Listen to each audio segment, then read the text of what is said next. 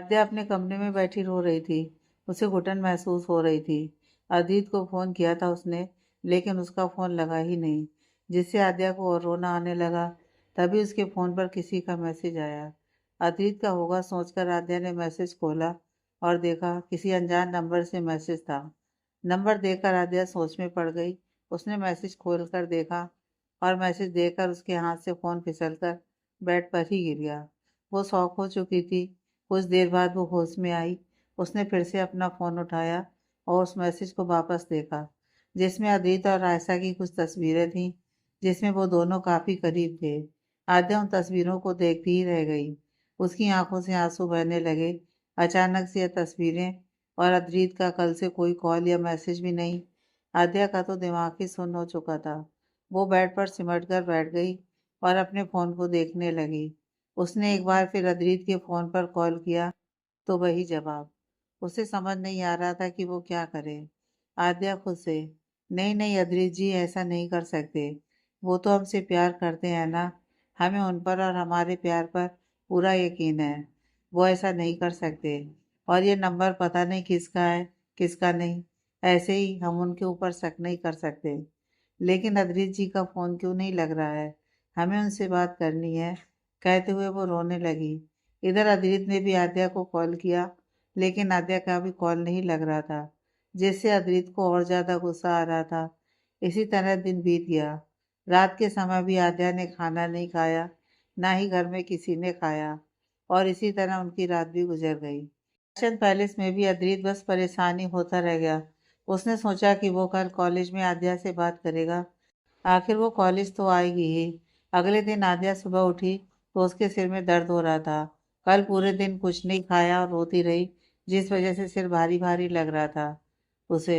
उसने अपनी आंखें खोली और उसी समय अवनी जी उसके कमरे में आई।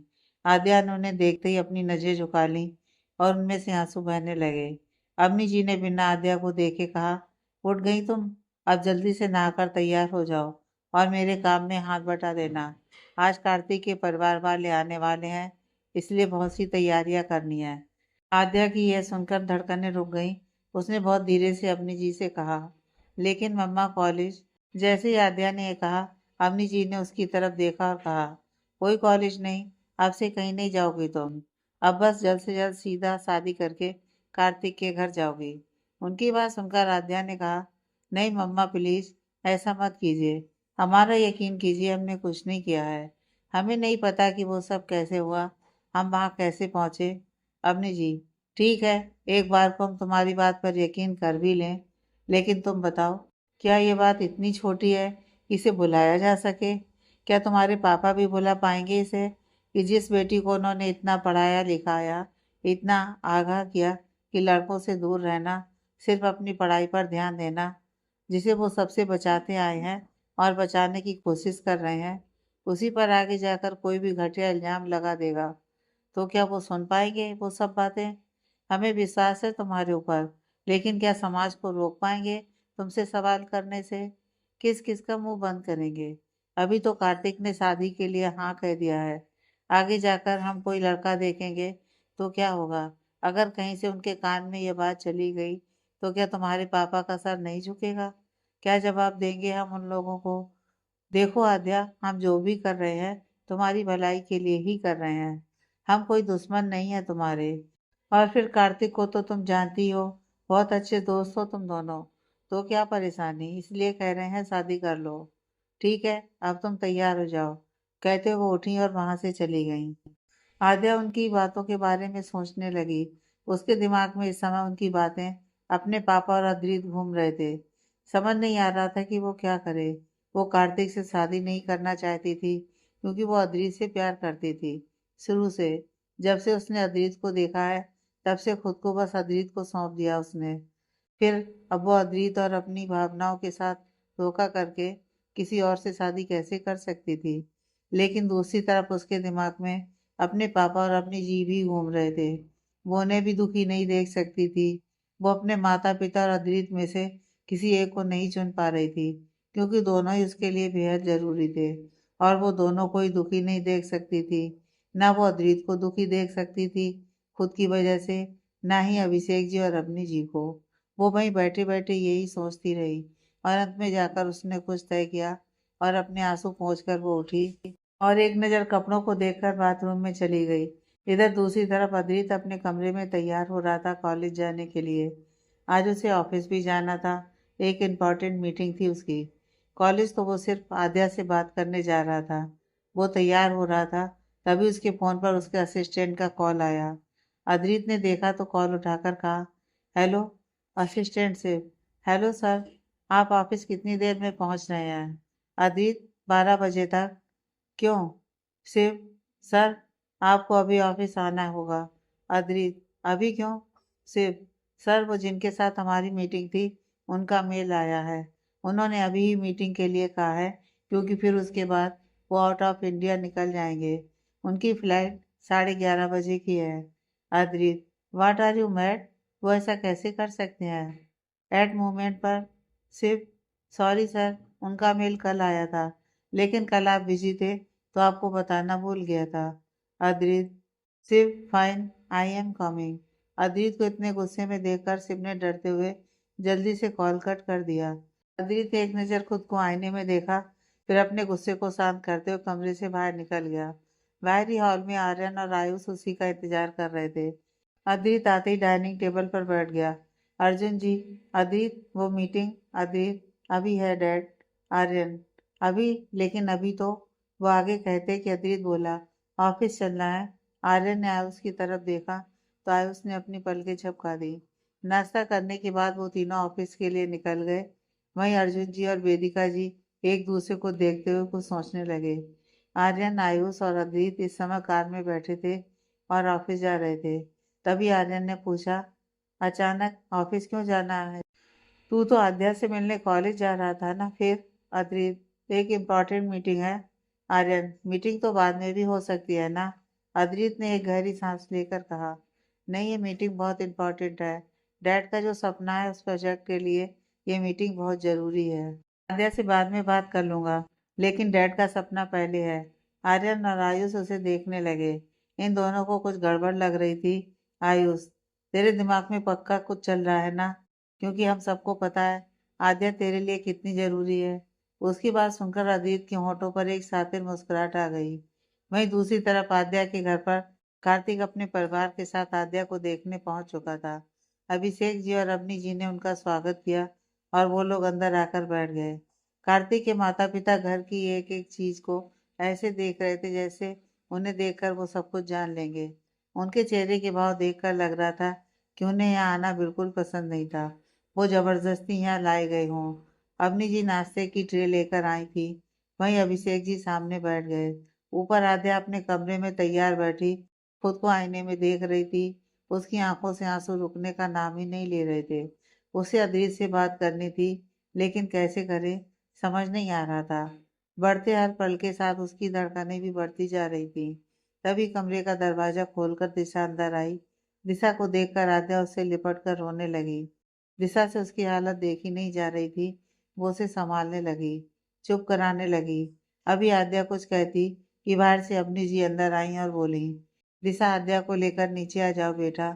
दिशा, जी आंटी। अवनी जी ने एक बार आद्या की तरफ देखा, जिसकी आंखों में आंसू थे। ये देखकर अवनी जी को भी अच्छा नहीं लगा। उन्होंने कुछ नहीं कहा, बस अपनी नजरें फेर लीं और वहां से चली गईं। वहीं आद्या दिशा के गले लगकर रोने लगी और दिशा उसे चुप करवाने लगी। यहाँ नीचे कार्तिक की नजरें आद्या के कमरे की तरफ ही थीं। वो उसके आने का इंतजार कर रहा था। वहां देखते हुए वो मन ही मन बोला, फाइनली जो मैंने सोचा वो पा लिया। अब तुम्हें मेरा होने से कोई नहीं रोक पाएगा। और रही उस अद्रित की बात, तो वो भी मेरा कुछ नहीं बिगाड़ पाएगा। सोचते हुए वो तिरछा मुस्कुराने लगा। तभी उसे दिशा के साथ आद्या आती हुई दिखाई दी और उसे देखकर कार्तिक की आंखें शैतानी तरह से चमक उठी। दिशा आद्या को लेकर सभी के पास आई। आद्या का सर झुका हुआ था, आंखों में नमी अभी भी मौजूद थी, लेकिन उसने बस उन्हें किसी तरह बाहर निकलने से रोक रखा था। अवनी जी, आद्या बेटा पैर छुओ। आद्या ने धीरे से हाँ में सिर हिलाया और कार्तिक के माता पिता की तरफ आकर एक एक करके उनके पैर छुए। उन लोगों ने भी आद्या को आशीर्वाद दिया। उसके बाद अवनी जी ने आद्या को वहीं पास ही सोफे पर बैठा दिया। कार्तिक की माँ विद्या जी, देखिए लड़की हमने देख ली है, और अगर नहीं भी देखते तो भी रिश्ता तो पक्का ही समझिए आप लोग, क्योंकि कल कार्तिक ने आपको बता ही दिया था। उनकी बात अभिषेक जी और अवनी जी को अच्छी तो नहीं लगी, लेकिन इसके अलावा उनके पास कोई ऑप्शन भी नहीं था। कोई और आद्या से शादी नहीं करता, और इसलिए क्योंकि आद्या कार्तिक के साथ ही थी। कार्तिक के डैड विकास जी ने जब अभिषेक जी और अवनी जी के चेहरे को देखा तो बात संभालते हुए कहा, हमें आद्या पसंद है, आप चिंता मत कीजिए। आपकी बेटी हमारे घर में बहुत खुश रहेगी। अगर आपको ऐतराज ना हो तो अभी शगुन करके रिश्ता पक्का कर देते हैं।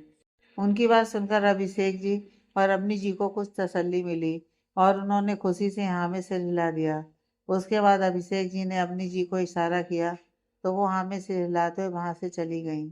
अभिषेक जी ने दिशा को भी इशारा करके आद्या को थोड़ा ठीक करके आने को कह दिया, जिसे समझकर दिशा ने मजबूरन हाँ में सिर हिलाते हुए आद्या को लेकर चली गई। अभिषेक जी, मैं बस अभी आया।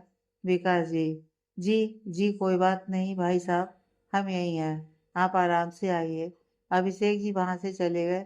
उनके जाने के बाद विद्या जी विकास जी और कार्तिक की तरफ देखकर थोड़ा धीरे से बोली, ये लड़की पसंद की है तुमने?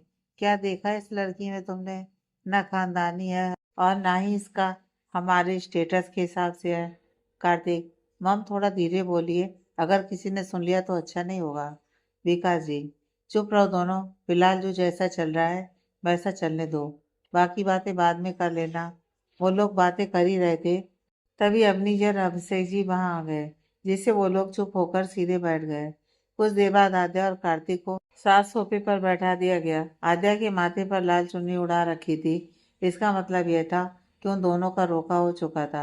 अब वो दोनों एक दूसरे के लिए बुक हो चुके हैं। आद्या को तो बहुत रोना आ रहा था, लेकिन वो कंट्रोल करके बैठी थी। उसे ऐसा लग रहा था जैसे उसका दिल अभी बाहर आ जाएगा। दिशा आद्या को ही देख रही थी। उसे उसके लिए बुरा लग रहा था। सब कुछ हो जाने के बाद जब दिशा से आद्या की हालत देखी नहीं गई तो उसने अपनी जी से आद्या को कमरे में ले जाने के लिए पूछा, जिस पर उन्होंने हाँ कह दिया।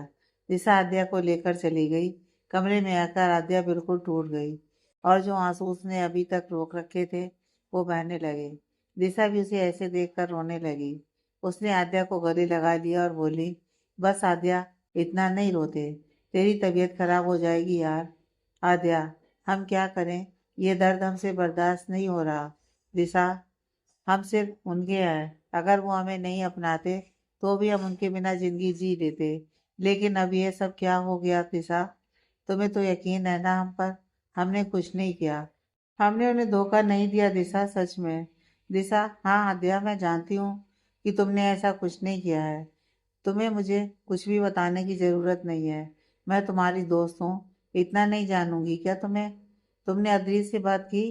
आद्या, हमने उन्हें बहुत फोन किए, लेकिन उनका फोन ही नहीं लग रहा। जब से होटल से आए तब से कोशिश कर रहे हैं, लग ही नहीं रहा। अब हम क्या करें दिशा? हमें ये शादी नहीं करनी है। तुम तो जानती हो ना उनसे कितना प्यार करते हैं। दिशा, हाँ मैं जानती हूँ आद्या। अच्छा, पहले तो तू अपने आंसू पोंछो और एक बार फिर से ट्राई करो तो अदित को फोन। आद्या, नहीं, अब हम क्या करेंगे? उनसे क्या कहेंगे? हमसे नहीं होगा, हम नहीं कर पाएंगे दिशा। दिशा, एक बार ट्राई तो करो आद्या, इस तरह हार मान कर नहीं बैठ सकते। और फिर अभी शादी हुई तो नहीं है ना? आद्या ने दिशा को देखा, फिर अपने आंसू पोंछे और कांपते हाथों से अपना फोन उठाया और अदित के नंबर पर कॉल लगा दिया। लेकिन थोड़ी देर बाद फिर वही जवाब सुनने को मिला। उसे तो उसकी हिम्मत टूट गई और उसे अब चिंता होने लगी। उसने दिशा की तरफ देखकर ना में अपना सिर हिलाया तो दिशा ने उसके हाथ से फोन लिया और अपने कान पर लगा कर देखा। उसे कुछ गड़बड़ लगी तो उसने एक बार फिर ट्राई किया, और तब उसका शक यकीन में बदल गया। दिशा, तुम रुको, मेरे फोन से लगाती हूँ। बस तुम अद्रित को यहाँ जो कुछ भी हुआ सब बता देना, यही सही मौका है। आद्या इस डर से पीछा छुड़ाने का। आद्या, नहीं नहीं, हमसे नहीं होगा, हम उन्हें कैसे बताएंगे ये सब?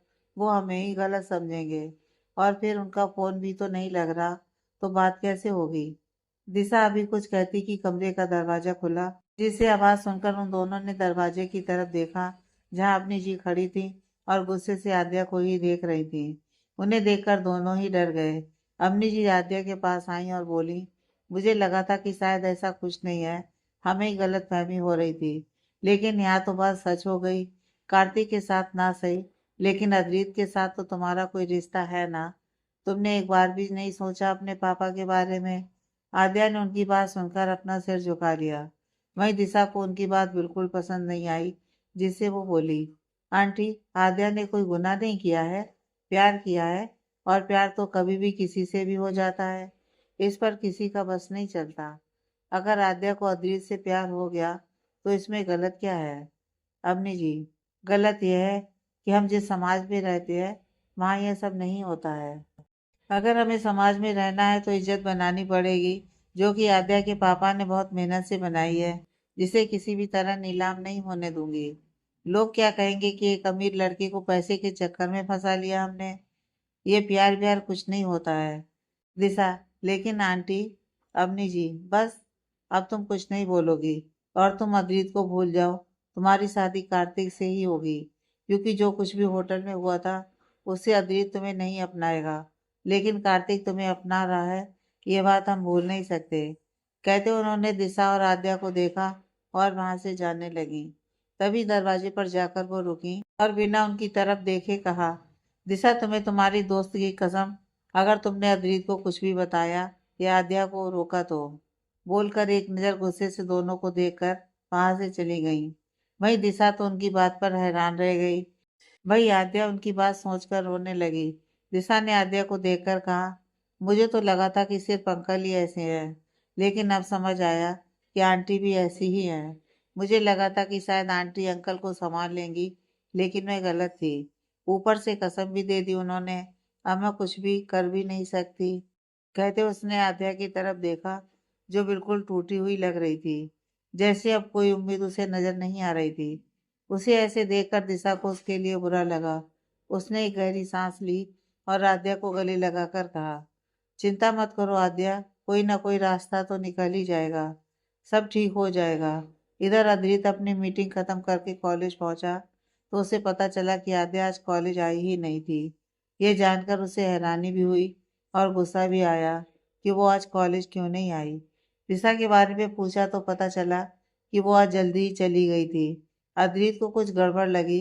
उसने आर्यन से दिशा को कॉल करने के लिए कहा, लेकिन दिशा ने कॉल नहीं उठाया क्योंकि वो आद्या के साथ थी और फोन भी उसका साइलेंट था। अद्रित का गुस्सा बढ़ता ही जा रहा था। तभी उसे कार्तिक की याद आई। उसने आर्यन से कहा, कार्तिक कहाँ है? उसकी बात सुनकर आर्यन और आयुष एक दूसरे की तरफ देखने लगे। अद्रित, एक दूसरे को देखना बंद करो और बताओ मुझे, कहाँ है वो? आर्यन, वो उस जगह पहुंचने से पहले ही हमारे आदमी को चकमा देकर भाग गया। उसकी बात सुनकर अदित को गुस्सा आ गया। उसने कहा, व्हाट, भाग गया? और तुम मुझे अब बता रहे हो, पहले क्यों नहीं बताया? और ऐसे कैसे आदमियों को चकमा देकर भाग गया वो?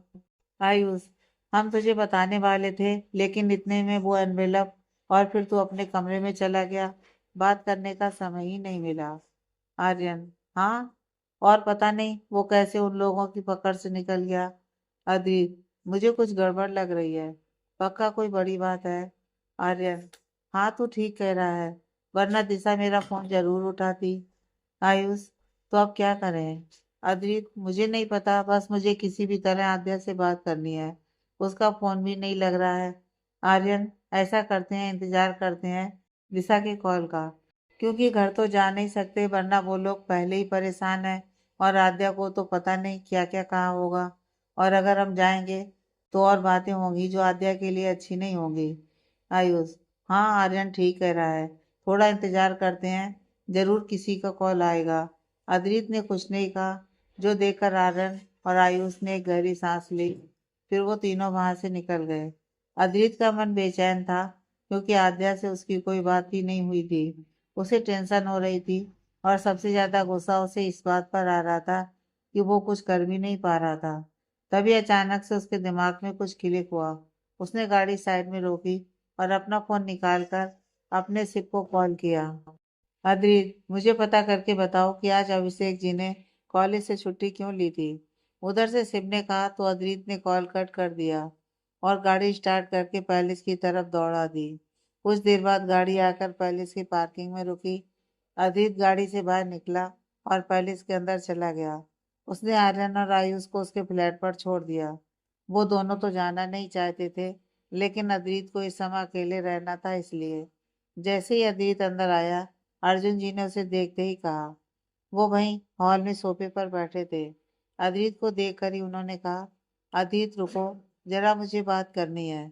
अदित उनकी आवाज से रुक गया और उनकी तरफ आया। अर्जुन जी, आद्या से बात हुई तुम्हारी? अद्रित, नहीं डैड।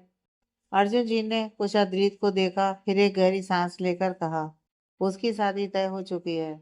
अद्रित ने सुना तो जैसे उसे यकीन नहीं हुआ। शायद उसने गलत सुन लिया हो, इसलिए उसने फिर पूछा, व्हाट? क्या कहा आपने? अर्जुन जी, आद्या की शादी तय हो चुकी है। अद्रित झट से अपनी जगह से उठा और बोला, नहीं नहीं, आपने कुछ गलत सुना होगा। आपको किसने बताया? कैसे पता चला? अर्जुन जी, पहले तो शांत हो जाओ। अद्रित, नहीं डैड, मैं शांत कैसे हो सकता हूँ? अर्जुन जी, मेरी बात सुनो। अभिषेक जी का फोन आया था। उन्होंने छुट्टी लेने से पहले बताया था कि आज आद्या को देखने लड़के वाले आएंगे, इसलिए उनकी बात सुनकर अद्रित को आद्या पर बहुत गुस्सा आने लगा और वो बिना रुके अपने कमरे में चला गया। वहीं अभिषेक जी उसे रोकते रह गए। अद्रित अपने कमरे में आया और गुस्से से चीजों को उठाकर पटकने लगा, लेकिन उसका गुस्सा था कि शांत होने का नाम ही नहीं ले रहा था। तभी उसकी नजर एनवेलप पर पड़ी। उसने उसे उठाया और खोला। वो गुस्से से अपनी लाल आंखों से उन तस्वीरों को देखने लगा। ऐसा लग रहा था मानो वो अपनी आंखों से ही उन तस्वीरों को जला देगा। अद्रित, ये तुमने अच्छा नहीं किया आद्या, तुम्हें ये नहीं करना चाहिए था। दूसरी तरफ दिशा परेशान थी, ये सोच सोच कर कि वो आद्या के लिए क्या करे, कैसे उसे इस प्रॉब्लम से बाहर निकाले। ये रात सभी की टेंशन में ही निकल गई। अगली सुबह आद्या के ऊपर एक बम फूटा जब अवनी जी ने बताया कि उसकी शादी 2 दिन बाद ही होगी। ये बात उसके ऊपर किसी बिजली की तरह गिरी। अब तो आद्या ने भी उम्मीद छोड़ दी थी। अद्रित का फोन नहीं लग रहा था, और अगर लग भी जाए तो भी अवनी जी की कसम ने उसे रोक रखा था। दिशा भी कुछ नहीं कर सकती थी। अवनी जी आद्या के पास आई और बोली, देखो आद्या, इस समय हम तुम्हें बुरे लग रहे होंगे, लेकिन बेटा जरा अपने पापा की तरफ देखो। वो कितने परेशान है ये सोचकर कि जिस बेटी को उन्होंने इतना पढ़ाने के बारे में सोचा था, अब उन्हें उसकी शादी की तैयारी करनी पड़ रही है। हमें कार्तिक सही लड़का लगा तुम्हारे लिए, और एक वही है जो तुम्हारी हमारी इज्जत को खराब होने से बचा सकता है। वरना कौन होगा ऐसा जो ये सब जानकर भी तुमसे शादी करने के लिए तैयार हो जाएगा? क्या अद्रित को जब ये बात पता चलेगी तो वो तुमसे शादी करने के लिए तैयार हो जाएगा? वो कितने बड़े आदमी हैं, कहाँ वो कहाँ हम, कोई मेल नहीं है। वो तुम्हारे पापा के बॉस के बेटे, और कहाँ हम लोग, जरा सोच कर देखो। हाँ, बोलकर वो उसके सिर पर प्यार से हाथ फेर कर चली गई।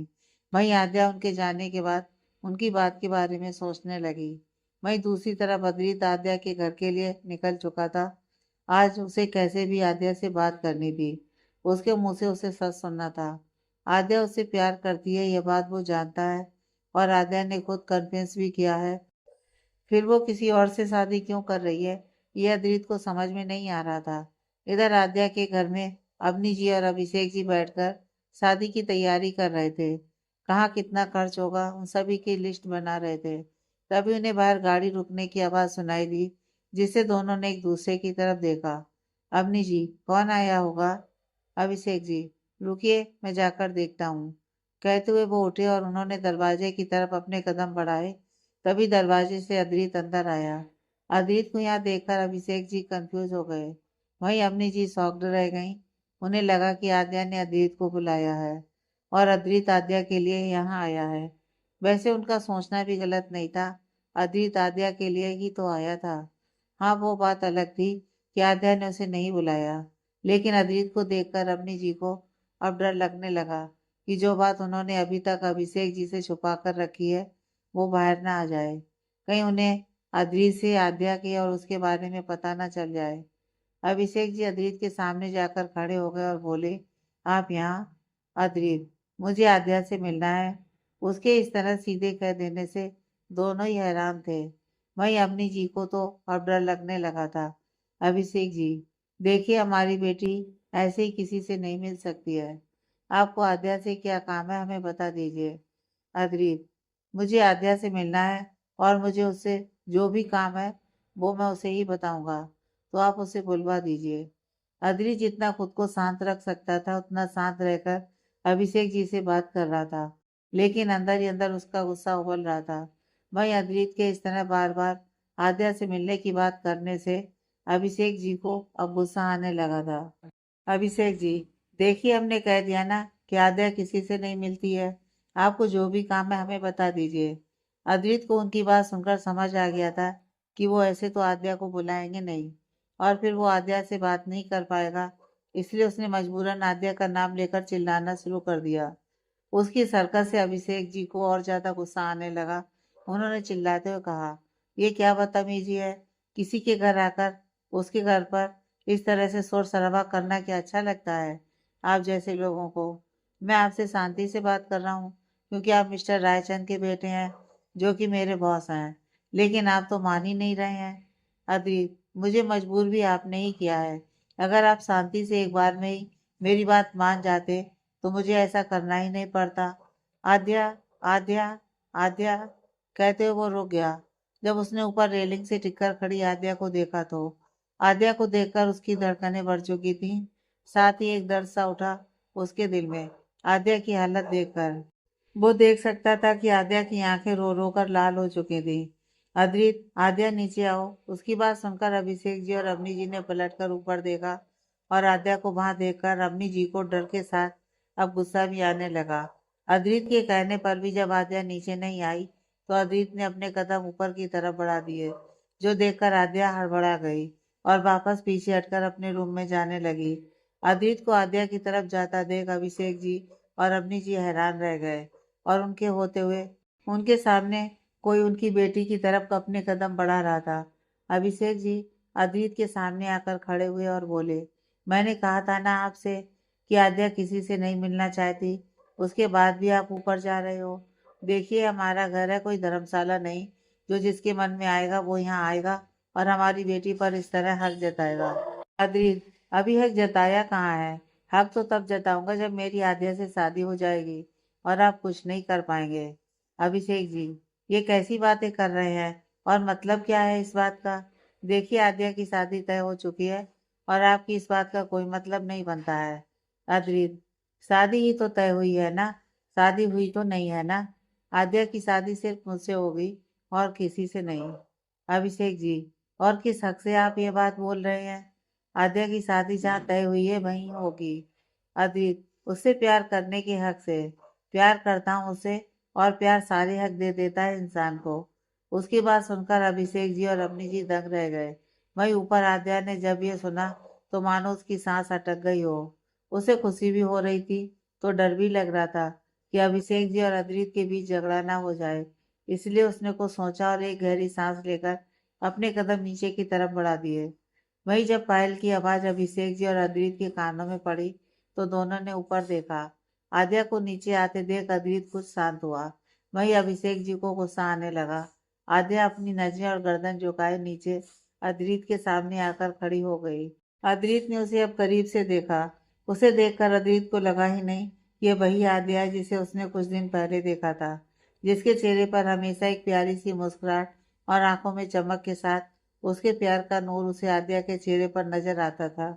इस समय तो वो अद्रित को बहुत कमजोर और थकी हुई लग रही थी और ये सच भी था क्योंकि आद्या 2 दिनों से ठीक से सोई नहीं थी, ठीक से कुछ खाया भी नहीं था उसने, बस रोती ही रहती थी, जिससे उसकी यह हालत हो चुकी थी। अद्रित, आद्या, ये कहते हुए वो उसे छूने के लिए आगे बढ़ा कि आद्या ने अपने कदम पीछे ले लिए और उसके ऐसे करने से अद्रित उसे देखता ही रह गया। आद्या, हम ठीक है सर, आपको कोई काम था क्या हमसे? उसके मुंह से अपने लिए सर सुनकर तो जैसे अद्रित को कोई बहुत बड़ा झटका लगा हो। आद्या ने कभी उसे सर कहकर नहीं बुलाया। पहले तो वो उससे बात ही नहीं करती थी और जब करने लगी थी तभी से उसने उसे सिर्फ अद्रित कहकर बुलाया था, जो उसे आद्या के मुंह से सुनकर बहुत अच्छा लगता था। लेकिन आज ये जो आद्या ने कहा उसने अद्रित को अंदर तक हिला दिया था। अद्रित, ये क्या कह रही हो तुम? मैं तुम्हारा सर कब से होने लगा? आद्या एक तो पहले से ही इतना डर रही थी, ऊपर से अद्रित के सवाल उसे और डरा रहे थे। अपने मम्मा पापा के सामने उसे अद्रित से बात करने से पहले ही उसकी हालत बुरी हो रही थी, लेकिन वो फिर भी बात कर रही थी। उसने अद्रित को सर कैसे कहा यह सिर्फ वही जानती थी। अद्रित, जवाब तो मुझे, और तुम तो मुझसे प्यार करती हो ना, फिर शादी किसी और से कैसे कर सकती हो? इस सवाल को सुनकर तो अब आद्या की हालत और ज्यादा खराब होने लगी। अद्रित, बोलो आद्या, बोलती क्यों नहीं हो तुम? अद्रित के ऐसे चिल्लाने से आद्या और अवनी जी कांप उठी। वहीं अभिषेक जी की मुट्ठी कस गई। अभिषेक जी, आराम से, आपको बात करने दे रहे हैं, इसका मतलब ये नहीं कि आप इस तरह बदतमीजी करेंगे हमारी बेटी से। उनकी बात पर अद्रित ने कुछ नहीं कहा। वो बस आद्या को देख रहा था, जो अपना सिर झुकाए खड़ी थी। अद्रित, मुझे एक बात बताओ, क्या तुम इस शादी से खुश हो? और ये शादी तुम्हारी मर्जी से हो रही है? उसकी बात पर आद्या की मानो धड़कनें ही रुक गई हों। वो कैसे खुद को कंट्रोल करे खड़ी थी, ये सिर्फ वही जानती थी। अम्मी जी ने एक नज़र आद्या को देखा, फिर अद्रित के पास आकर कहा, उससे क्या पूछ रहे हैं? आप मुझसे पूछिए। मैं उसकी माँ हूँ, और मुझे पता है कि आद्या के लिए क्या सही है और क्या नहीं। भला हम क्यों दबाव डालेंगे अपनी बेटी पर? अद्रित ने उनकी बात का कोई जवाब नहीं दिया। उसने आद्या से एक बार फिर पूछा, बताओ आद्या, जवाब दो मेरी बात का। क्या तुम्हारी मर्जी से यह शादी हो रही है? क्या तुम खुश हो? आद्या के दिमाग में इस समय बहुत कुछ चल रहा था। वो तस्वीरें, अद्रित आयशा की बातें, अवनी जी की बातें, अपने पापा और होटल की वो रात, सब कुछ सोचते हुए आद्या ने एक बार अपनी आंखों को कसकर बंद किया और एक गहरी सांस लेकर हिम्मत करके अद्रित की तरफ देखकर कहा, जी, हम खुश हैं। उसकी बात पर अद्रित हैरान रह गया। उसने अपनी मुट्ठी कस ली। अद्रित, लेकिन तुम्हारी आंखें तो कुछ और ही कह रही हैं। आद्या, हम, अभी वो आगे कुछ कहती कि पीछे से दिशा, आर्यन और आयुष वहां आ गए और अंदर का नजारा देखकर परेशान हो गए। वो तीनों इन दोनों के पास आए। दिशा ने आद्या की तरफ देखा और उसे संभाला। वहीं आर्यन और आयुष अद्रित को देख रहे थे, जो एकटक आद्या को देखे जा रहा था, या कहें कि घूरे जा रहा था। आर्यन, अद्रित चल यहाँ से। अद्रित, एक मिनट, मुझे आद्या से एक आखिरी सवाल करना है, और मैं चाहता हूँ कि वो उसका जवाब मेरी आंखों में आंखें डालकर दे। उसकी बात सुनकर आद्या ने उसकी तरफ देखा तो अद्रित के होठों के कोने थोड़े से मुड़ गए। अद्रित, क्या तुमने कभी मुझसे प्यार किया है? हाँ या ना में ही जवाब देना सिर्फ। उसका यह सवाल सुनकर तो वहां खड़े सभी हैरान रह गए। अभिषेक जी, ये क्या बेहुदा सवाल है? हमने कहा ना हमारी बेटी की शादी तय हो चुकी है और वो किसी से प्यार नहीं करती है। फिर इस सवाल का क्या मतलब है? जाइए यहाँ से, पहले ही बहुत तमाशा कर चुके हैं आप, अब और मत कीजिए। आयुष, अद्रित चल यहाँ से, क्या कर रहा है तू ये? अद्रित, अपने सवालों का जवाब मांगना क्या गलत है? मैं सिर्फ इसे ये जानने आया हूँ कि क्या यह मुझसे प्यार करती है या नहीं। आद्या की तो हालत खराब हो रही थी। अभी तक जो भी अद्रित से कहा था, सब अपने दिल पर पत्थर रख कर कहा था। कितनी हिम्मत की थी उसने वो सब कहने की, लेकिन अब ये, वो मर जाएगी लेकिन अपने प्यार को इनकार कैसे करे? उसे समझ नहीं आ रहा था। उसे तो अद्रित से बहुत पहले से प्यार था, जब अद्रित को भी अपने प्यार का नहीं पता था। फिर वो अपने उसी प्यार को इनकार कैसे कर दे? वो ये सब सोच रही थी, तभी उसके कानों में अवनी जी की आवाज़ सुनाई दी, जो भी उन्होंने आज सुबह उसे समझाया था और कहा था। वो सब याद आते ही आद्या तड़प उठी। उसने अपने दिल पर पत्थर रखा और हिम्मत करके अद्रित की आंखों में देखते हुए कहा, हमने कभी आपसे प्यार नहीं किया। बोलकर वो कुछ सेकंड रुकी और फिर वहां से अपने कमरे की तरफ चली गई। दिशा भी उसके पीछे चली गई, क्योंकि उसे पता था कि आद्या की अब क्या हालत होने वाली है। अद्रित बस उसे जाते देखता रहा।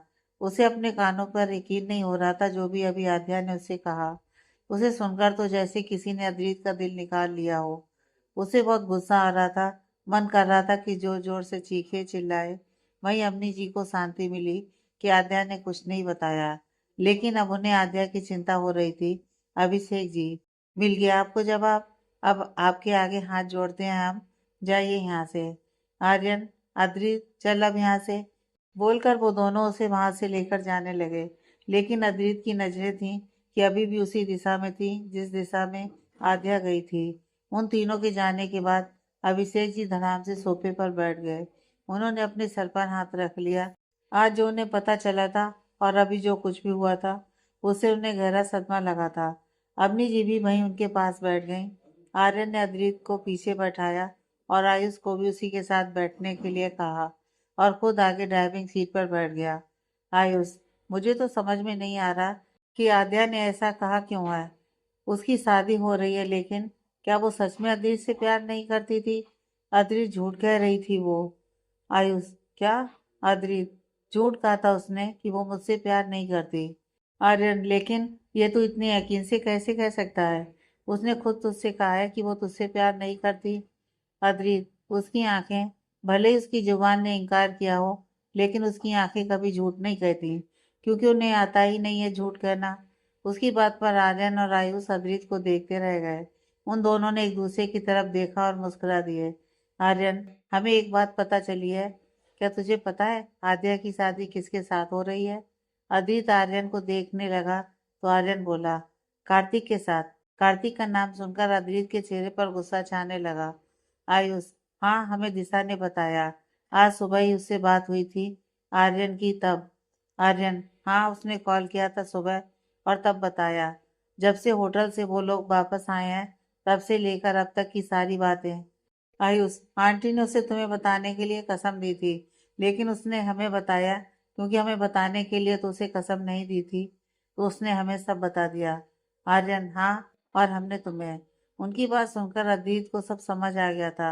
हॉल में अर्जुन जी और वेदिका जी के साथ आयशा और उसके पिता मिस्टर देसाई मौजूद थे। अर्जुन जी और वेदिका जी के चेहरे पर परेशानी झलक रही थी। दरअसल बात यह थी कि मिस्टर देसाई आयशा के कहने पर उसकी शादी की बात अद्रित से करने के लिए यहाँ आए थे, जिसे सुनकर अर्जुन जी और वेदिका जी को समझ नहीं आ रहा था कि उन्हें क्या जवाब दे। तभी आर्यन और आयुष के साथ अद्रित अंदर आया। वो तीनों हॉल में उन्हें बैठा देख हैरान रह गए। अद्रित को इससे कोई लेना देना नहीं था। वो सीधे अपने कमरे की तरफ जाने लगा। तभी मिस्टर देसाई ने कहा, अरे अद्रित बेटा, यहाँ तो आओ, हम तुम्हारा ही इंतजार कर रहे थे। उनकी बात सुनकर आर्यन और आयुष ने एक दूसरे की तरफ देखा, फिर सामने आयशा की तरफ देखा, जो खुद में ही शर्माई जा रही थी। उसका इस तरह शर्माना उन्हें बड़ा अजीब लगा। अद्रित उनकी बात सुनकर खुद को कंट्रोल करके रुक गया। अद्रित, आपको कोई काम है क्या अंकल? दरअसल मैं थोड़ा थक गया हूँ। मिस्टर देसाई, काम तो है, बहुत जरूरी काम है। वो क्या है? हम यहाँ तुम्हारी और आयशा की शादी की बात करने आए हैं। मैं अभी यही बात कर रहा था भाभी से और अर्जुन से। तुम सही समय पर आए हो। अब तुमसे भी बात हो जाएगी। उनकी बात सुनकर ना सिर्फ अद्रित को, बल्कि आर्यन और आयुष को भी बहुत बड़ा शौक लगा। अद्रित ने घूरकर आयशा की तरफ देखा तो आयशा ने कहा, वो क्या है ना अद्रित, डैड को मेरी बहुत चिंता थी और उन्हें पता है कि तुम और मैं रिलेशनशिप में हैं, तो वो बस चाहते हैं कि मेरी शादी तुमसे हो जाए।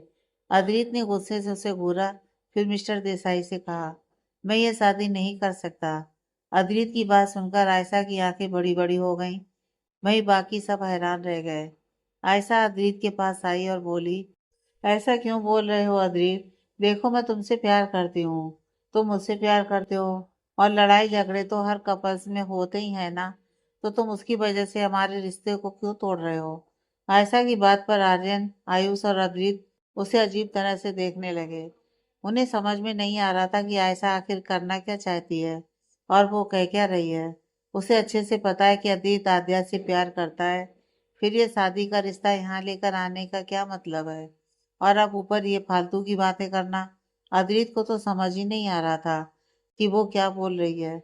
मिस्टर देसाई आयशा की बात सुनकर बोले, हाँ अद्रित, लड़ाई झगड़ा हर रिश्ते में होता है, लेकिन इसका मतलब ये तो नहीं कि हम रिश्ता ही तोड़ दें। मुझे लगता है तुम दोनों को अकेले में बैठकर बात करने की जरूरत है। तुम दोनों बात कर लो, तब तक हम यहीं बैठे हैं। अद्रित को अब मिस्टर देसाई पागल नजर आ रहे थे। मतलब कोई उसे कुछ बोलने ही नहीं दे रहा। सब पागलों की तरह कुछ भी बोले जा रहे थे। अर्जुन जी, अद्रित, आयशा के साथ जाकर बात करो। अद्रित, लेकिन डैड। अर्जुन जी, जाओ बेटा, बोलकर उन्होंने इशारा किया तो अद्रित ने गहरी सांस लेकर हामे से हिलाया और आयशा को घूरते हुए बाहर गार्डन में चला गया। आयशा भी अर्जुन जी को थैंक यू बोलकर अद्रित के पीछे चली गई। आर्यन आयुष के कान में, ये जिस तरह खुश होकर गई है ना, शर्त लगा ले, ये रोकर ही वापस आएगी। आयुष सही कह रहा है, अद्रित का दिमाग इस समय बहुत खराब है और ऊपर से यह भी उसे खराब करने आई है। अब तो भगवान ही जाने क्या होगा। कहकर दोनों अपने में ही हंसने लगे। बाहर गार्डन में आयशा खुशी खुशी अद्रित के पीछे आई, यह सोचकर कि अद्रित को मना लेगी, क्योंकि अब आद्या से तो अद्रित को नफरत होगी उन तस्वीरों को देखकर। बस यही सोचकर वो बहुत खुश थी और शादी का रिश्ता लेकर यहाँ अपने डैड के साथ आई थी। आयशा, अद्रित, उसने इतना ही कहा कि अद्रित ने गुस्से से लाल आंखों से उसे घूरते हुए कहा, क्यों आई हो यहाँ? आयशा उसका सवाल सुनकर कंफ्यूज हो गई। आयशा, क्यों आई हूँ मतलब? अभी अंदर डैड ने बताया ना। अद्रित, लेकिन मैं तुमसे पूछ रहा हूँ, यहाँ क्यों आई हो? जबकि तुम्हें पता है कि मैं आद्या से प्यार करता हूँ। उसके बाद भी क्या सोचकर तुम मुझसे शादी का रिश्ता लेकर यहाँ आई हो? आयशा, अद्रित, मैं तुमसे प्यार करती हूँ और तुमसे शादी करना चाहती हूँ। आद्या तुम्हारे लिए सही नहीं है। मैंने सुना वो होटल के कमरे में कार्तिक के साथ। अद्रित बीच में ही, बस, पहली बात, मैं तुमसे शादी नहीं करना चाहता, ना ही तुमसे प्यार करता हूँ। और दूसरी बात, तुम्हें मुझे बताने की जरूरत नहीं है कि आद्या मेरे लिए सही है या नहीं। उसकी बात सुनकर आयशा हैरान रह गई, क्योंकि उसे लगा था कि शायद अद्रित आद्या से नफरत करता होगा उनके प्लान के अकॉर्डिंग। लेकिन यहाँ तो उसने हिम्मत करके फिर कहा, लेकिन अद्रित, हम गर्लफ्रेंड बॉयफ्रेंड हैं। वो तो आद्या के आने से तुम मुझसे थोड़ा दूर हो गए, वरना तुम अभी भी मेरे बॉयफ्रेंड हो। हमारा ब्रेकअप नहीं हुआ है और मैं जानती हूँ तुम मुझसे प्यार करते हो। और वो आद्या, वो तुम्हारे लिए सही नहीं है। पता नहीं कितने लड़कों से बातें करती है और कितनों के साथ होटल के कमरे में रही होगी। उसकी बात सुनकर अद्रित का गुस्सा आउट ऑफ कंट्रोल हो गया और गुस्से से चिल्लाते हुए बोला, shut up, just shut up Ayesha. अब अगर एक भी वर्ड तुमने आद्या के खिलाफ कहा ना, तो मुझसे बुरा कोई नहीं होगा, समझी तुम? उसका गुस्सा देखकर आयशा डर गई। उसने अद्रित को इतने गुस्से में कभी नहीं देखा था, लेकिन उसे अद्रित चाहिए था, इसलिए उसने फिर कहा, अद्रित, तुम मेरी बात समझ क्यों नहीं रहे हो? आद्या अच्छी लड़की नहीं है, वो तुम्हें फंसाने की कोशिश कर रही है। और तो और उसने कार्तिक के साथ मिलकर हमारा प्रोजेक्ट बर्बाद करने के बारे में सोचा। और अभी वो कुछ और कहती कि अद्रित ने बीच में ही कहा, तुम्हें कैसे पता कि उसने कार्तिक के साथ मिलकर ये सब किया? अद्रित का सवाल सुनकर आयशा हड़बड़ा गई। ऐसा, वो मैंने किसी को कहते हुए सुना था कॉलेज में। अद्रित, अच्छा। आयशा, हाँ, वो छोड़ो। अद्रित, प्लीज तुम मुझसे शादी कर लो। मैं तुमसे बहुत प्यार करती हूँ, तुम्हें हमेशा खुश रखूंगी। वो साद्या के पास तो कुछ भी नहीं है, मेरे पास तो सब कुछ है। मैं सुंदर हूँ, फिगर भी है, और तुम्हारे लिए मैंने कुकिंग भी सीखी है। Adit, just go to head. मुझे तुमसे शादी नहीं करनी है, मैंने कह दिया ना। ना ही मैं तुमसे प्यार करता हूँ। अब अपने डैड को लो और निकल जाओ यहाँ से। वापस यहाँ आने की कोशिश भी मत करना। उसकी बात सुनकर आयशा आउट ऑफ कंट्रोल हो गई। उसने चिल्लाते हुए कहा, तुम ऐसा नहीं कर सकते हो अद्रित। तुम्हें पाने के लिए मैंने क्या कुछ नहीं किया। तुम ऐसी मेरी मेहनत को बर्बाद नहीं कर सकते। अद्रित, क्या मतलब? आयशा ने उसका चेहरा अपने हाथों में लेकर कहा, तुम नहीं जानते अद्रित, मैंने तुम्हें पाने के लिए क्या क्या किया है। तुम्हें पता है तुम्हें उस आद्या से बचाने की मैंने कितनी कोशिश की। वो प्रोजेक्ट की फाइल गायब की, तुम्हें बताने के लिए कि आद्या कितनी लापरवाह है। उससे एक फाइल नहीं संभली, और यह देखकर तुम्हें पता चले कि वो किसी लायक नहीं है। और वो होटल में उसकी ड्रिंक मैंने ही स्पाइक की, ताकि तुम्हें बता सकूं कि जैसी वो दिखती है वैसी बिल्कुल नहीं है। नशे में इंसान सच बोलता है ना, तो वो भी अपना सच बाहर निकाले। और वो तस्वीरें सब मेरा ही प्लान था। देखो, इतना कोई कर सकता है क्या तुम्हारे लिए? मैंने ये सब सिर्फ तुम्हारे लिए किया, ताकि तुम उस आद्या से दूर रहो। वो बिल्कुल अच्छी नहीं है। देखो, मैं तुमसे कितना प्यार करती हूँ। कहते वो अद्रित के सीने से लग गई। आयशा गुस्से में पागल हो चुकी थी। ऊपर से अद्रित के दूर जाने से उसका पागलपन बाहर आ चुका था, जिससे उसे पता ही नहीं चला कि उसने अपना सच खुद ही सबके सामने उगल दिया। अद्रित तो उसकी बात सुनकर शॉक्ड रह गया। वो अपनी जगह पर बिल्कुल जम चुका था। उसने सोचा भी नहीं था कि ये सब आयशा करेगी। वहीं उसे आयशा पागल नजर आ रही थी, जैसे उसकी मेंटल हेल्थ कुछ ठीक नहीं हो ऐसे। अदित को आयशा पर गुस्सा आने लगा। उसने एक झटके से उसे खुद से अलग किया, जिससे आयशा थोड़ा लड़खड़ा गई। आयशा, अदित, ये तुम, कहते हुए वो वापस उसके पास जाने लगी कि अदित ने उसे अपने गुस्से से लाल आंखों से घूरते हुए एक जोरदार थप्पड़ उसके गाल पर मारा। जिससे आयशा नीचे जमीन पर गिर गई। अदरीत की पांचों उंगलियां उसके गाल पर छप चुकी थीं। आयशा अदरीत की तरफ अपनी आंसू भरी आंखों से देख रही थी। वहीं अदरीत उसे अपनी लाल गुस्से भरी आंखों से घूर रहा था। वहीं बाकी सभी जो अभी अभी गार्डन एरिया में आए थे, उन्होंने सब कुछ सुना और सारा सच जानकर उनके पैरों तले जमीन खिसक चुकी थी। अदरीत को इतने गुस्से में देखकर किसी की भी हिम्मत नहीं हो रही थी कि उन दोनों के पास जाने की। वहीं मिस्टर देसाई को इस बात की टेंशन हो रही थी कि आयशा का पागलपन सबके सामने आ चुका है। आर्यन धीरे से, ओ बेटे की, ये आयशा तो बहुत बड़ी खिलाड़ी निकली। कोई सोच भी नहीं सकता था कि ये ऐसा कर सकती है। आयुष, हाँ, और साथ में पागल भी। मतलब हमें ये बात कभी महसूस क्यों नहीं हुई? आर्यन, क्योंकि इसने महसूस होने ही नहीं दिया कि हमेशा अपने सामने नॉर्मल ही रहती है, और ये इनसिक्योर तब से हुई जब से आद्या आई है। आयुष, हाँ, तू ठीक कह रहा है।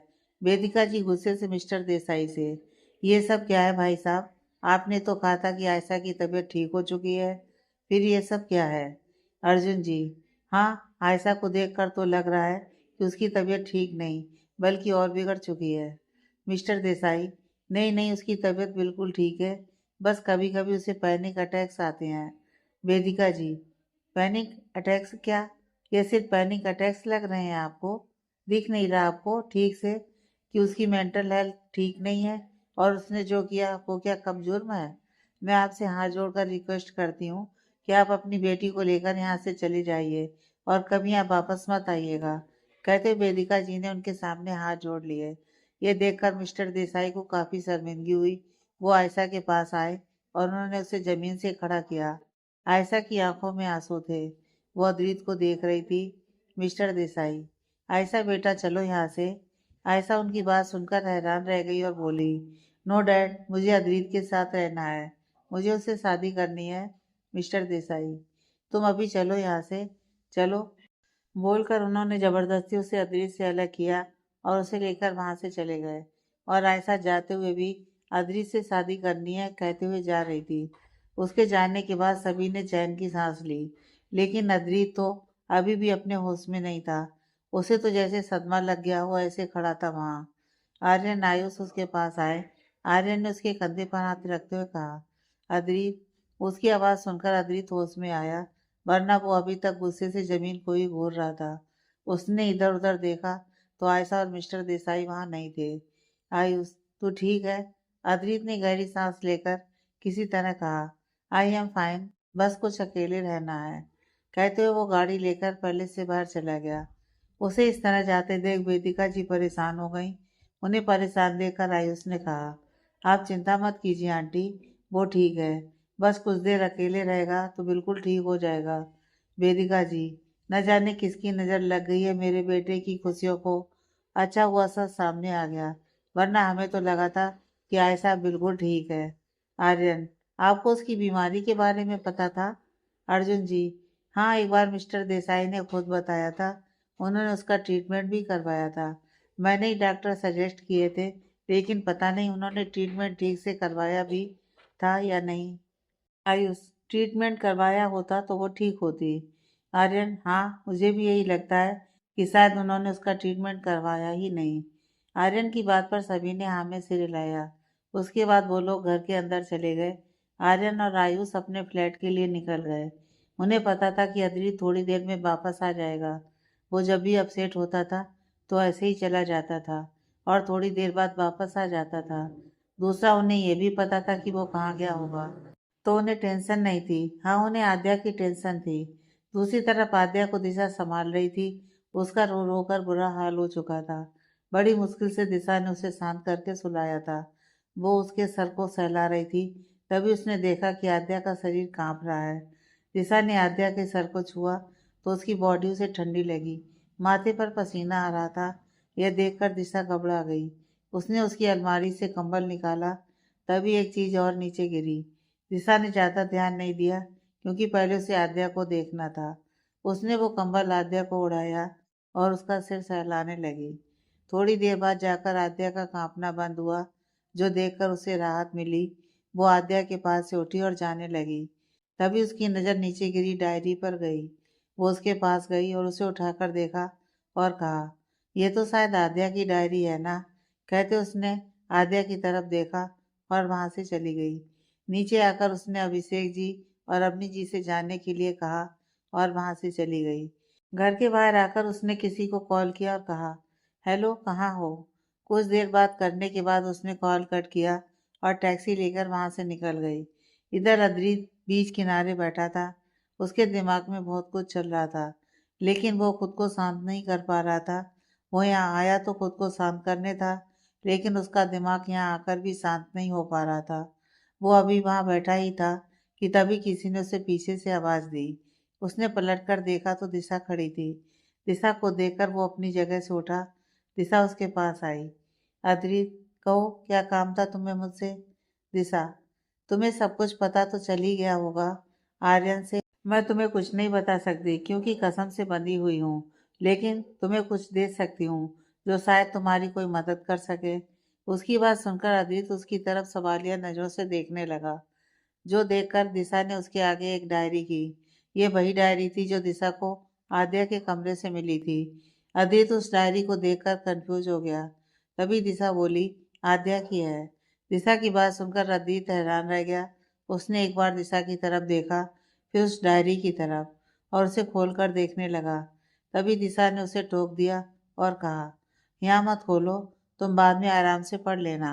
अदित ने एक नया डायरी को देखकर दिशा की तरफ देखा और आमे से रिला दिया। उसके बाद दिशा वहां से चली गई और अदित आद्या की डायरी को लेकर वहीं बैठ गया। कुछ देर बाद वो भी अपने घर चला गया था। जब तक वो पैलेस पहुंचा तब तक सब सो चुके थे। वेदिका जी को अद्रित की चिंता हो रही थी, लेकिन उन्हें आर्यन और आयुष ने समझाकर सुला दिया था। अद्रित अंदर आया और अपने कमरे में चला गया। उसने अपने हाथ में मौजूद डायरी को देखा और उसे संभाल कर बेड की साइड टेबल की ड्रॉर में रख दिया। उसके बाद उसने अपने कपड़े लिए और बाथरूम में चला गया। कुछ देर बाद वो बाहर आया। अब उसकी बॉडी तो रिलैक्स थी, लेकिन दिमाग बिल्कुल थक चुका था। इतनी सारी बातें चल रही थी उसके दिमाग में। वो आकर बेड पर गिर गया। आंखें बंद करते ही उसके कानों में आयशा की आवाज़ गूंजने लगी, जो भी उसने सच बताया था वो सब। और इससे उसे और गुस्सा आने लगा। उसने अपना फ़ोन उठाया और किसी को मैसेज करके वापस अपनी आंखें बंद कर लीं, लेकिन उसे नींद नहीं आ रही थी। मन बेचैन था, दिमाग में शांति और दिल में सुकून नहीं था। वो उठा और बालकनी में आकर उसने सिगरेट जला ली और सामने आसमान में देखते हुए उसे पीने लगा। ये रात उसकी ऐसे ही चली गई। उसके दिमाग में बहुत कुछ चल रहा था। अगला दिन सभी के लिए ढेर सारे सरप्राइज लाने वाला था। अगली सुबह, कल शादी थी, इसलिए नीचे अपनी जी और अभिषेक जी उसी की तैयारी में लगे हुए थे। वहीं ऊपर कमरे में आद्या किसी सोच में गुम बैठी थी। उसके चेहरे पर इस समय कोई भाव नहीं थे। ऐसा लग रहा था जैसे वो कुछ गहरा सोच रही हो। कुछ सोचते उसने अपने पूरे कमरे को देखा और बेड से उठ गई। दूसरी तरफ अद्रित अभी भी बालकनी में खड़ा था और कॉल पर किसी से बात कर रहा था। अद्रित, आई डोंट केयर, या तो जो मैंने कहा है वो कीजिए, नहीं तो मुझे अपना तरीका अपनाना पड़ेगा, जो आपको बिल्कुल पसंद नहीं आएगा मिस्टर देसाई। बोलकर उसने गुस्से में कॉल कट कर दिया। दूसरी तरफ मिस्टर देसाई के चेहरे पर परेशानी छा गई। उन्होंने पलटकर आयशा की तरफ देखा, जो अपना नाश्ता कर रही थी। आयशा, डैड, आइए ना, नाश्ता करते हैं, उसके बाद मुझे अद्रित से मिलने भी जाना है। मिस्टर देसाई ने उसकी बात सुनकर एक गहरी सांस ली, फिर उसके पास आए और उसे देखते हुए अपना नाश्ता करने लगे। इधर अद्रित बालकनी से अपने कमरे में आया, तभी उसकी नज़र साइड टेबल की ड्रॉर की तरफ गई। उसने अपने कदम उसकी तरफ बढ़ा दिए। उसने ड्रॉर खोली और डायरी को निकालने ही वाला था कि वेदिका जी ने उसे आवाज़ लगाई, जिससे उसने अपनी गर्दन घुमाकर उनकी तरफ देखा। अद्रित उनके पास आया और बोला, यस मॉम। वेदिका जी ने उसके चेहरे को हाथ में लेकर कहा, तुम ठीक हो ना? कल कहाँ चले गए थे तुम इस तरह से? पता है कितनी चिंता हो रही थी मुझे, और एक तुम हो जिसे कोई फर्क ही नहीं पड़ता है। कहते उनकी आंखें नम होने लगीं, जो देखकर अद्रित ने अपने गाल पर मौजूद उनके हाथ पर अपना हाथ रखकर कहा, मॉम, मैं ठीक हूँ, कुछ नहीं हुआ मुझे, और देखो मैं सही सलामत वापस भी आ गया था। आप टेंशन मत लो, मैं ठीक हूँ। वेदिका जी, ठीक है, लेकिन सुन, आयशा ने जो कुछ भी कहा उसका अदित, मम, मुझे उस बारे में कोई बात नहीं करनी और अच्छा होगा कि आप भी ये बात भूल जाओ। वेदिका जी उसकी बात सुनकर मुस्कुरा दी और उन्होंने कहा, अब देखना मैं तुम्हारे लिए बहुत अच्छी लड़की ढूंढूंगी, बिल्कुल आद्या के जैसी। ख्वाहिश तो उसे बहू बनाने की थी, लेकिन अब खैर छोड़ो। तुम एक काम करो, जल्दी से तैयार होकर नीचे आ जाओ, नाश्ता साथ ही करेंगे, ठीक है? बोलकर उन्होंने प्यार से अदित का गाल सहलाया और वहां से मुस्कुराती हुई चली गईं। उनके जाने के बाद अद्रित किसी सोच में डूब गया। दूसरी तरफ आद्या अपने कमरे में परेशान सी कुछ ढूंढ रही थी, लेकिन उसे वो चीज मिल नहीं रही थी और अंत में जाकर थक कर बेड पर बैठ गई और बोली, कहाँ रख दी हमने वो? हम तो हमेशा यहीं रखते थे, फिर कहाँ चली गई? अगर वो किसी के हाथ लग गई तो? सोचते हुए घबराने लगी। इधर अद्रित नाश्ता करके आर्यन और आयुष के साथ कहीं जाने के लिए निकल गया। वो ड्राइव कर रहा था और इस समय उसके चेहरे पर कोई भाव नहीं थे, जिसे देखकर आर्यन और आयुष डरे हुए थे। इधर आयशा के घर पर जैसे ही मिस्टर देसाई आयशा के साथ घर से निकलने लगे, तभी अचानक से कई सारे लोगों ने उनके घर के अंदर आकर दोनों को घेर लिया। वो सभी बॉडीगार्ड टाइप लग रहे थे। उन्हें देखकर मिस्टर देसाई घबरा गए। मिस्टर देसाई, कौन है आप सब? और ये क्या बदतमीजी है? ऐसे कैसे घुस आए हमारे घर में? गार्ड्स गार्ड्स कहकर वो चिल्लाने लगे। वहीं आयशा को भी गुस्सा आने लगा और वो भी चिल्लाने ही वाली थी कि उनमें से एक ने उन दोनों को बेहोश किया और अपने साथ ले गए। दूसरी तरफ अद्रित ने गाड़ी कार्तिक के घर के सामने जाकर रोकी। कार्तिक का घर यह देखकर आर्यन और आयुष हैरान रह गए। अद्रित गाड़ी से बाहर आया और उसके पीछे पीछे वो दोनों भी बाहर निकले। वो तीनों घर की तरफ बढ़े और अंदर जाने लगे कि गार्ड ने उन्हें रोक दिया। गार्ड, अरे अरे, किससे मिलना है आपको और इस तरह अंदर कहाँ चले जा रहे हो? उस गार्ड की बात सुनकर अद्रित ने अपनी गुस्से भरी नजरों से उसकी तरफ देखा तो गार्ड की आगे कुछ कहने की हिम्मत ही नहीं हुई। वो अद्रित की लाल गुस्से वाली आंखों से ही डर गया और साइड हो गया। उसके बाद वो तीनों अंदर की तरफ बढ़ गए। अंदर आकर अद्रित कार्तिक का नाम लेकर चिल्लाने लगा, जो सुनकर कार्तिक के डैड मिस्टर विकास जी, जो कि सोफे पर ही बैठे न्यूज़पेपर पढ़ रहे थे, वो उठ खड़े हुए। वो हैरान थे कि कोई उनके ही घर में घुसकर उनके बेटे को इस तरह बुला रहा है। लेकिन जब उन्होंने अद्रित को देखा तो उन्हें थोड़ा डर लगने लगा। वो अद्रित के पास आए और बोले, अद्रित बेटा, क्या हुआ? इस तरह कार्तिक को आवाज़ क्यों दे रहे हो? अद्रित, कार्तिक कहाँ है अंकल? अद्रित के चिल्लाने से अंदर से विद्या जी भी बाहर आ गईं। विद्या जी, क्यों? हम तुम्हें क्यों बताएं? क्या काम है तुम्हें कार्तिक से? अद्रित ने उनकी नहीं सुनी, बस विकास जी से एक बार फिर पूछा तो उन्होंने कहा, वो यहाँ नहीं है, अभी कहीं गया हुआ है। अद्रित, कहीं बाहर? कहाँ? विद्या जी, आउट ऑफ इंडिया है वो अभी, समझ गए? अब जाओ यहाँ से। पहले ही मेरे बेटे को कहीं का नहीं छोड़ा और अब ना जाने क्या चाहिए तुम्हें। अद्रित, वो तो आपको बहुत जल्द पता चल जाएगा, बस शुक्र मनाइए तब तक, जब तक वो मेरे हाथ नहीं आ जाता, समझे? और हाँ, मेरे सामने जरा अपनी जुबान कम खोला करिए, वरना इसे काटने में ज़्यादा समय नहीं लगता मुझे। कहते हुए वो वहां से निकल गया। उसकी बात सुनकर विद्या जी डर गईं। वहीं विकास जी के चेहरे पर पसीना आने लगा, क्योंकि उन्हें पता था सब कुछ कार्तिक ने जो भी किया था। अदित आर्यन और आयुष के साथ बाहर आया। आयुष, झूठ बोलने की भी हद होती है। आर्यन, सही कहा, आद्या से उसकी शादी हो रही है और वो ऐसे में आउट ऑफ इंडिया जाएगा। वाह। अदित, आद्या से तो उसकी शादी होने से रही। आर्यन, अब क्या करें? अदित ने उसकी तरफ देखा, फिर बिना कुछ कहे गाड़ी का दरवाजा खोलकर उसमें बैठ गया। वहीं उसे ऐसे देखकर आर्यन ने कहा, यह साला हमेशा ही ऐसा करता है, कांड करने से पहले कुछ नहीं बताता, बाद में जलाकर हमें ही शौक कर देता है। आयुष हंसते हुए, लेकिन जो भी कहो, बाद में मजा बहुत आता है।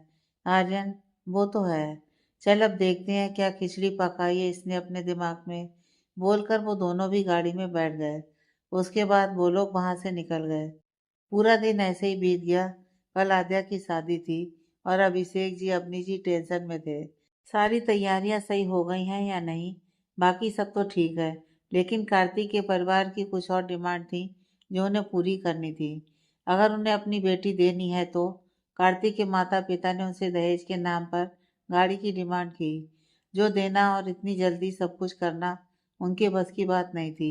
लेकिन फिर उन्होंने जैसे तैसे किया। अब आगे क्या होगा ये तो कल ही पता चलेगा।